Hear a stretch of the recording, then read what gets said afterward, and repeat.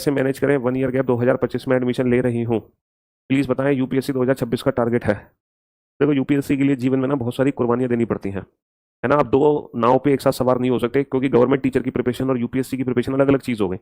आप या तो गवर्नमेंट टीचर की प्रिपरेशन करो या सिर्फ यूपीएससी की तैयारी करो, समझ रहे हो। या फिर आप प्राइवेट ट्यूशन देकर यूपीएससी की तैयारी कर सकते हैं, या फिर आप सारे गवर्नमेंट जॉब एग्जाम की तैयारी एक साथ कर सकते हैं, एसएससी, रेलवे, पुलिस, टीचिंग, है ना। बट ऐसा नहीं हो सकता कि आप टीचिंग, यूपीएससी बेटा अलग सेगमेंट है। एग्जैक्टली होता यह है, हमारे गवर्नमेंट एग्जाम 3 हिस्सों में बटे हैं। जब हम सरकारी नौकरी की तैयारी करते हैं ना, तो या तो सिर्फ हम यूपीएससी की तैयारी करते हैं, यूपीएससी जिसमें स्टेट लेवल का क्या आ गया, पीएससीज आ गए, स्टेट लेवल के पीसीएस जो एग्जाम्स होते हैं ना वो भी आ गए। या फिर हम तैयारी करते हैं सारे गवर्नमेंट एग्जाम्स की, ऑल गवर्नमेंट एग्जाम्स, जिसमें मेनली कौन कौन से एग्जाम्स हैं। सबसे मेन एग्जाम है एसएससी, रेलवे और पुलिस। एसएससी के बहुत सारे पेपर होते हैं, है ना, CGL, CHSL, MTS, GD, CPU, steno. Railway के बहुत सारे पेपर होते हैं, NTPC, ALP, group D. Police के बहुत सारे एग्जाम होते हैं। यूपीएसआई का नोटिफिकेशन आ चुका है भाई, पुलिस से मुझे याद आया, यूपीएसआई का नोटिफिकेशन आ चुका है। उत्तर प्रदेश दरोगा, है ना, Uttar Pradesh constable, Delhi police constable, head constable, और एग्जाम बैंक। तो जब हम प्रिपरेशन कर रहे होते हैं ना, तो हमारा माइंड सेट होना चाहिए कि हमें यूपीएससी की तैयारी करनी है, या हमें सारे गवर्नमेंट एग्जाम्स की तैयारी करनी है, या हमें सिर्फ और सिर्फ बैंकिंग एग्जाम की तैयारी करनी है।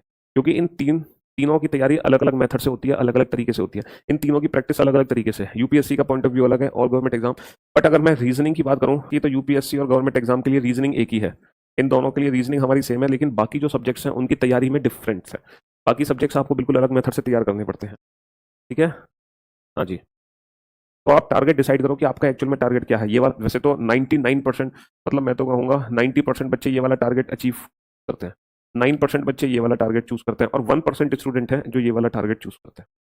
90% जो बच्चे तैयारी कर रहे हैं वो सरकारी नौकरी की तैयारी कर रहे हैं। सरकारी नौकरी, सरकारी नौकरी, और सरकारी नौकरी का मतलब ये सारे एग्जाम्स। कुछ बच्चे हैं, है ना, जो बैंकिंग की तरफ डाइवर्ट होते हैं, लेकिन मैं उनको कहना चाहूंगा कि बैंकिंग की तैयारी सिर्फ उन्हीं को करनी चाहिए जिनको पैसे गिनना, पैसे देखना पसंद है, लेकिन तुम्हारे खुद के नहीं होंगे, वो दूसरों के होंगे।